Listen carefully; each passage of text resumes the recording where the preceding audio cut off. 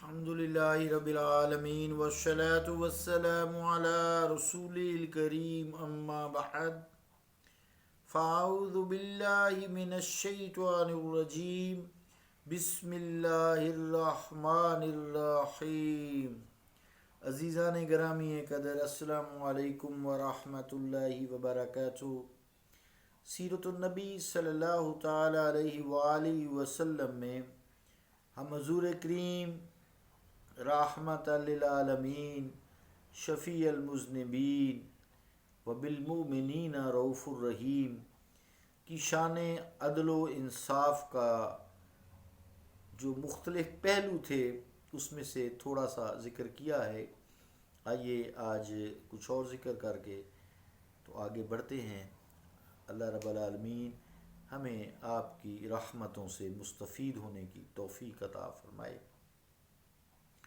حضرت معقل بن یسار رضی اللہ تعالی عنہ فرماتے ہیں کہ میں نے اللہ کے پیارے رسول صلی اللہ علیہ وآلہ وسلم کو یہ فرماتے ہوئے سنا۔ کیا فرماتے ہوئے سنا؟ ما من عبد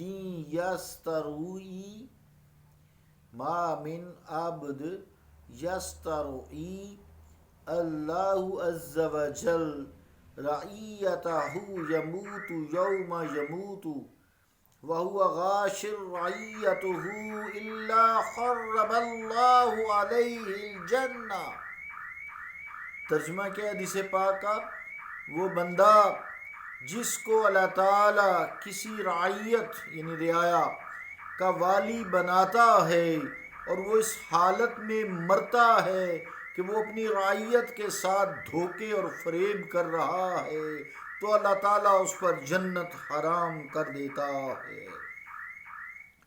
عزیزان گرامی قدر، اس ارشاد سے ان لوگوں کو جھنجھوڑا جو عدل و انصاف کی کرسی پر بیٹھے ہوتے ہیں، یا اگر انہوں نے کسی وجہ سے عدل و انصاف کے تقاضوں کو پورا نہ کیا اور اس امانت کو ادا کرنے میں خیانت سے کام لیا تو وہ کان کھول کر سن لیں کہ جنت کے دروازے ان پر بند کر دیے جائیں گے۔ اسی سلسلہ میں حضور کریم علیہ الصلوۃ والسلام کا ایک اور پرجلال ارشاد آپ سماعت فرمائیں۔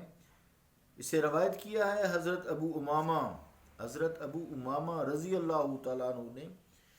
فرماتے ہیں قال رسول اللہ صلی اللہ تعالی علیہ وآلہ وسلم صنفان من امتی لن تنالوہما شفاعتی امام ظلوم غشوم وکل غال مارق۔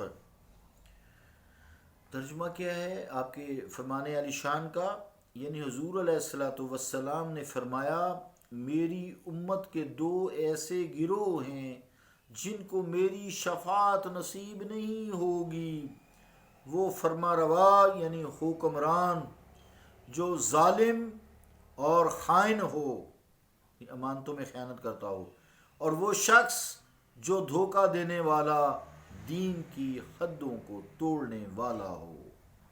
عزیزان گرامی قدر، بے شمار آیات قرآنیہ اور صدہا احادیث مبارکہ سے صرف چند چیزیں میں نے کچھ دنوں میں آپ کے سامنے پیش کی ہیں۔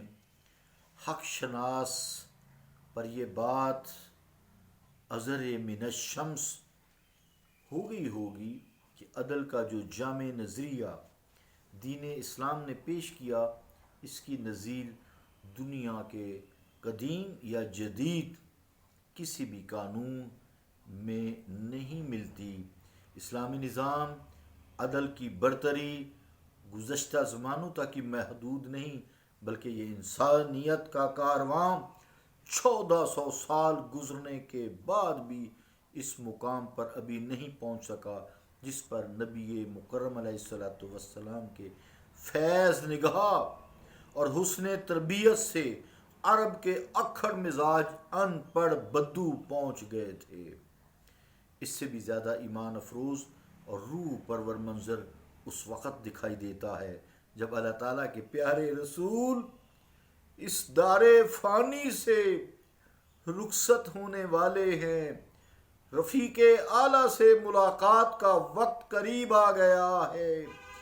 مسجد نبوی میں مسلمانوں کا ہجوم ہے۔ حضور صلی اللہ علیہ وآلہ وسلم بیماری کی حالت میں تشریف لاتے ہیں اور فرماتے ہیں یا ایھا الناس من کنت جلتہ ظہرا فہذا ظہری فلیستقد منہ ومن کنت شتمتہ اردا فہذا اردی فلیستقد منی ومن اخذت لہ مالا فہذا مالی فلیأخذ منہ ولا یخشانا وہی لیست من شانی۔ ترجمہ کیا ہے؟ اس آخری جو بیماری کے دن میں امت کے لیے پیغام چل رہا ہے ان میں سے ایک یہ ہے، اے لوگو، اگر میں نے کسی کی پیٹھ پر کوئی درہ مارا ہے تو یہ میری پیٹھ حاضر ہے، وہ مجھ سے بدلہ لے سکتا ہے۔ اگر میں نے کسی کو برا بھلا کہا ہے میری آبرو حاضر ہے، وہ اس سے انتقام لے سکتا ہے۔ اگر میں نے کسی کا مال چھینا ہے تو یہ میرا مال حاضر ہے، وہ اس سے اپنا حق لے سکتا ہے۔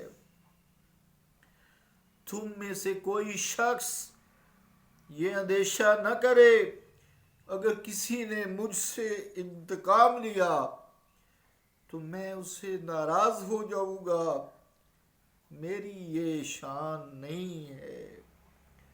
عزیزان گرامی قدر، آپ خود سوچئے، جب اللہ تعالیٰ کے پیارے حبیب اور اہل اسلام کے ایمان کی جان محمد علیہ الطیب التحیۃ والثناء و اجمل الثناء اپنی ذات اقدس کو، اپنے خاندان اور اپنے اقربا کو قانون شرعی سے بالا تر نہیں سمجھتے تو قیامت تک آنے والا کوئی کلمہ گو، خواہ اس کا سیاسی، سماجی، مذہبی مقام کتنا ہی اونچا ہو، اپنے آپ کو قانون سے بالا تر سمجھنے کی غلط فہمی میں مبتلا کیوں کر ہو سکتا ہے۔ اللہ تعالیٰ میں دین اسلام کو سمجھنے کی توفیق عطا فرمائے، محمد مصطفیٰ علیہ السلام کی اتباع اور اطاعت نصیب فرمائے۔